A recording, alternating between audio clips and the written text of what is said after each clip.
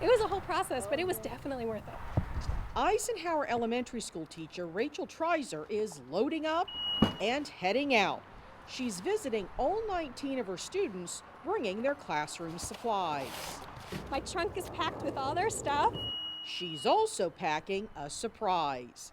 Rachel is known for her big end-of-year project, where students' writings and pictures are published into a book. Usually there's a reveal party. The pandemic squashed those plans, but not Rachel's spirit. Oh no, absolutely not. This was going to go on no matter what. So Rachel is delivering the books in person. Look what I brought you. Thank you. Do you know what that is? What is it? It's a book. Much to the delight of students like Elijah Sims and their families. And he was completely surprised. He was wondering why he was getting dressed up to sit at home, so I think he was very excited about it. House after house, Rachel gives a smile and receives even bigger ones. Oh my gosh, I want to hug them. I want to say, I'm here. I want to give them a big hug, but because of social distancing, I really have to keep my distance. Okay, bye. Thank you. Carmen Acosta appreciates the gesture for her granddaughter, Natalia. It's a part of her history. It's a part of her education, and I think it's something that she will have for a very long time. If you ask Rachel why, she'll tell you it's all about the students. I want them to be able to look back at this and say, you know what, although I was home and I was working online, my teacher was still able to come to me within the circumstances, and I have this, item to treasure and be able to show my children and grandchildren in years to come.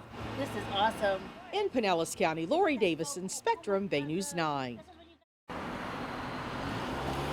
Before the sun comes up, 91-year-old Willie Chance is already on the job, setting up signs in front of Summerfield Crossings Elementary, getting ready for another day. Okay, Mr. Cummings. Mr. Willie, as he's affectionately called, started as a crossing guard here 13 years ago, when retirement just didn't agree with him. I can't sit around and do nothing. I have to keep moving, As he helps students cross the street, his cheerful hello is mixed in with safety lessons. First you look left, right, then left again, across the street. Mr. Willie takes his duties so seriously, he never considered quitting, even during the pandemic. Instead, he hopes to serve as a role model. Just standing out here, even if there's no one here, they see me with my mask on, then that encouraged them to wear the mask. I think that the kids actually like seeing a familiar face, and to see Mr. Willie with his mask on and still happy and doing what he needs to do and greeting them, it just brings comfort to them as they're coming to school. Mr. Willie says it's all pretty simple. I just care about that safety, and obeying my stop sign. As for stopping himself, Mr. Willie has no plans to hang up his neon vest and stop sign anytime soon.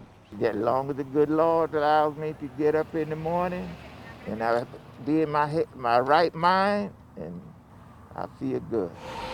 In Riverview, Laurie Davison, Spectrum, Bay News 9. This building behind me has some of the worst tornado damage that we've seen. People are still out here working to clean it up. We talked to a musician who has a recording studio inside the building. He's been temporarily silenced by the storm. Check, check. Mic check, 1, 2. Is this thing on? It's hard to keep a musician from a microphone. But right now, Jesse Redden, known in music circles as Mellow Red, has been temporarily muted. Jesse's recording studio was demolished by the tornado. And we basically had the whole roof from the neighbor just crush all 4 walls of our studio. What's up, guys? I'm in the studio. He took this video as he crawled inside to see what he could salvage. Everything was touched, but we're just hoping not everything was smashed, ruined. Pictures show some of the instruments he was able to retrieve. Much of it was rained on and covered in mud. Jesse estimates he lost at least $50,000 worth of equipment. That's a lot for a father of 4 who uses the music business to support his family. I mean, I guess I'm blessed to be alive, so I can't be mad, but to have something taken away so fast, it shows you that, nothing's promised. It might be a smaller Christmas for his family this year, but he hopes to rebuild. All in all, it's kind of heartbreaking for everybody in the area, for sure. It's nothing to play with. That was serious. Still, he refuses to sing a sad song. Peace and blessings, world. This is Jesse Redden, also known as Mellow Red, signing out. Bless. Jesse's portion of the building has been temporarily closed off, but he's hoping to get back in within the next few days to see what else he can pull out. On scene in Pinellas County, Laurie, Davison, Spectrum, Bay News 9. My fellow Americans, COVID-19. The spread It's of a the pandemic. coronavirus. It's a world our problem. priority has been the safety of our men and women and their families. It's a global pandemic with the number of infections rising, and the race to stop the coronavirus is on. I think we are looking at something very, very serious. At the Scripps Research Institute in Jupiter, scientists find themselves on the front lines of what they consider to be a war.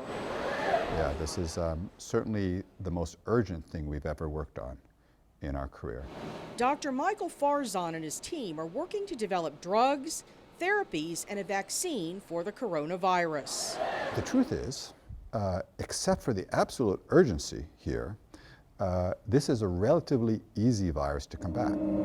He says because the virus spreads so quickly, it's more vulnerable to a vaccine. Another thing very helpful about this virus is it mutates at a lower rate than, for example, flu or HIV. Meaning, once they find a vaccine, it should continue to work. These robots are being used to screen thousands of drugs and compounds that have already passed phase 1 safety testing. The goal is to find a hit for something that could help prevent or treat the coronavirus and to be able to get it out to the public quickly. The things that help us get out of bed in the morning to come to work is really just that. If we do a good job, ultimately down the road, we should be able to help and enhance human life. Researchers say we could know what the best vaccine is within a matter of weeks. But the second issue is manufacture, safety testing, efficacy testing, and distribution, which can take up to a year and a half. Still, the attitude here is positive and it's contagious. This particular instance, yeah, you feel a little bit more pressure, a little bit more timeline issues, but generally speaking, yeah, if we can help crack the nut, that's awesome. In Jupiter, Laurie Davison, Spectrum News. Hoping to make the first day of school more magical, Hillel Academy staff dressed up as characters from The Wizard of Oz to greet parents and students in the drop-off line. You know, my daughter's starting kindergarten. She's 5 years old. She just turned 5, and to have her learning at home, it just doesn't work. But before following the yellow brick road inside, temperatures get checked and face masks get adjusted. We are going into this school year saying it's probably impossible to keep COVID-19 out. However, we're going to do everything in our power to mitigate the spread of it. Everywhere you look, social distancing measures are in place. For example, this blue tarp is hanging in the hallway to keep things separated. Even backpacks are hanging 6 feet apart. Water fountains are closed, sanitation stations dot the campus, and inside classrooms, teachers work to project through face shields as students stay in their own space. Well, I think we're going to spend a lot more time in the beginning talking about routines. We're going to do things very slowly, very methodically. The majority of students are back on campus, but those who are doing e-learning are participating right along with their classmates. For the kids, it's all a little strange, but they're taking it in stride. It's the new normal, so I'm just going to have to get used to it. But I'm pretty okay with it. Students say the campus still feels like their school home. In Tampa, Laurie Davison, Spectrum, Bay News 9.